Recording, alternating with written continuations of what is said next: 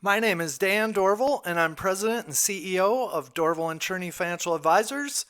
I am an independent certified financial planner and author of my book, Financial Success for the Rest of Us, Reality-Based Financial Planning for Mainstream America.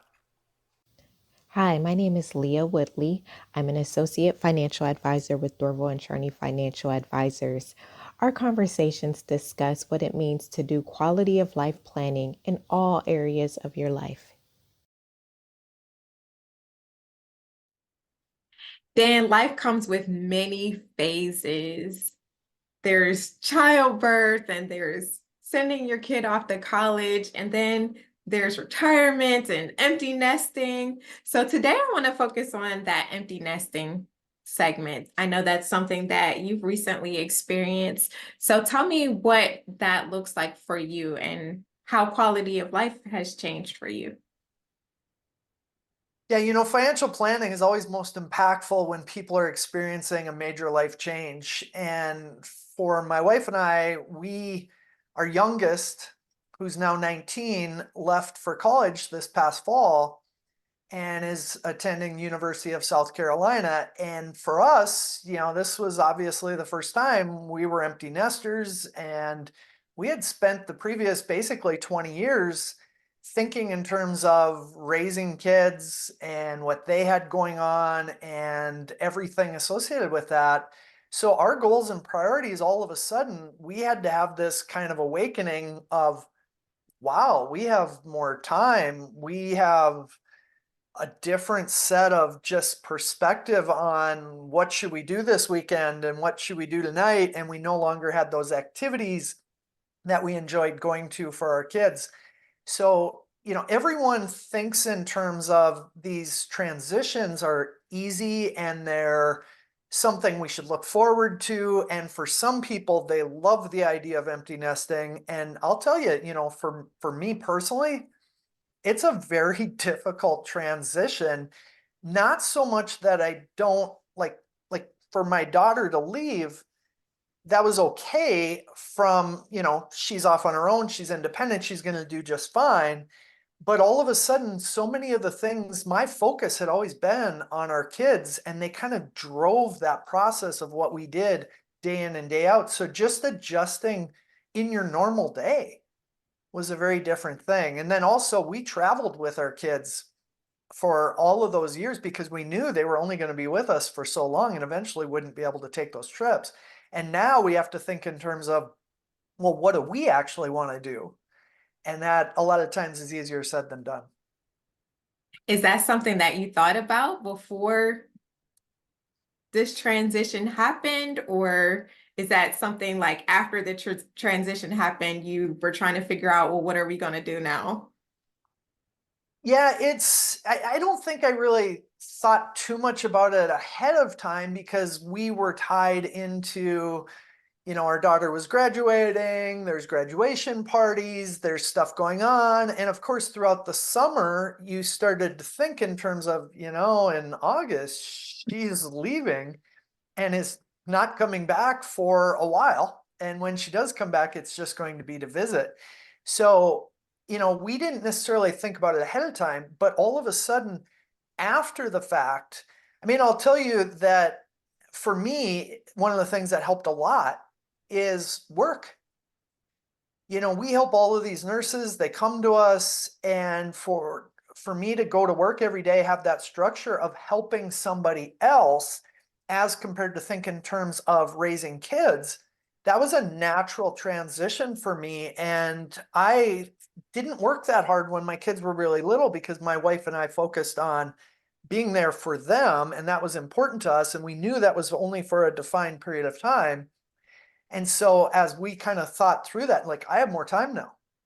And for us even to do these YouTube videos and have these conversations, I have more time to be able to do this.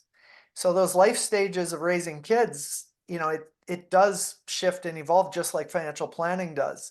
And you right now, your kids are younger. So, and as a career changer, starting a new profession, why don't you describe kind of how you balance all of that as a mom and a business owner and how you make that work?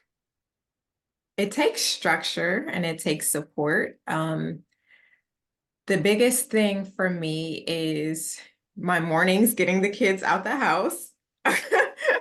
I think every day is, I feel like I'm repeating myself. Just making sure they are on schedule and doing what they need to do in order to get out the house on time. But once they're at school, I do have time to focus on doing work and trying to build my business and stuff like that. But like you said, there's kids' activities in the evenings. I have activities in the evenings. And so just having that support from my husband, we have a very strong calendar, which is like my life.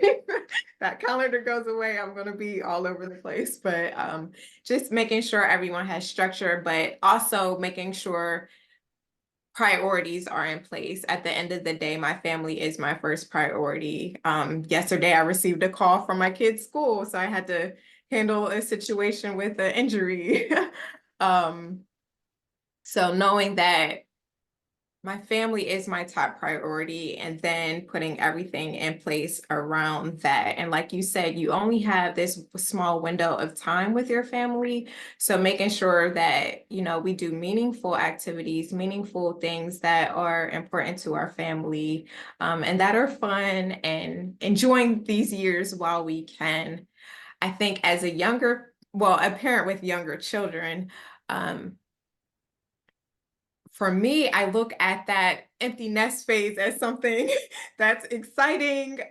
I absolutely love my children, but just not having to find a babysitter or doing anything like that, having the freedom to come and go when I please, like that is something that I look forward to. But like you said, you don't know how you're going to feel until that stage actually comes. So I'm trying to enjoy the moments with my kids now.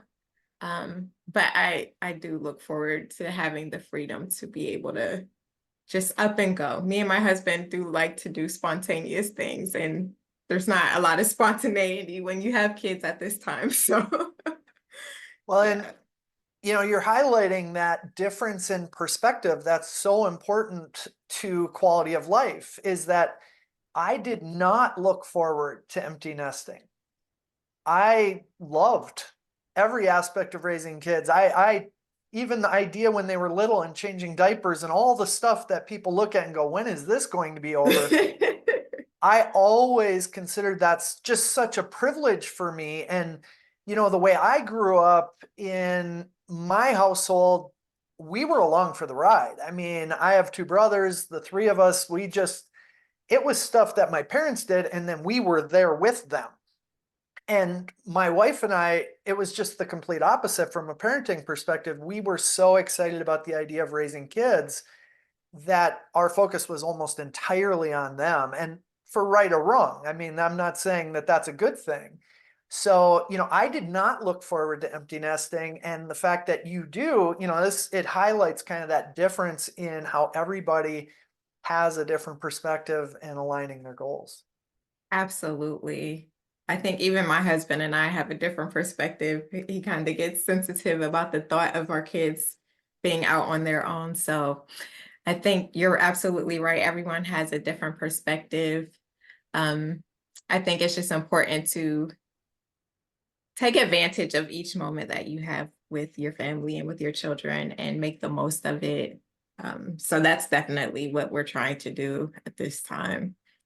Well, and being intentional. So you're thinking in terms of, the conversations we have about priorities.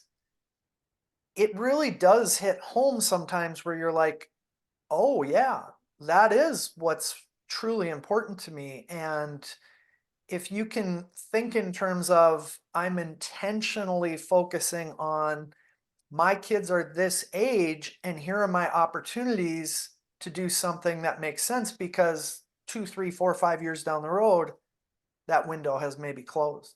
Yeah, absolutely. The dynamics of life.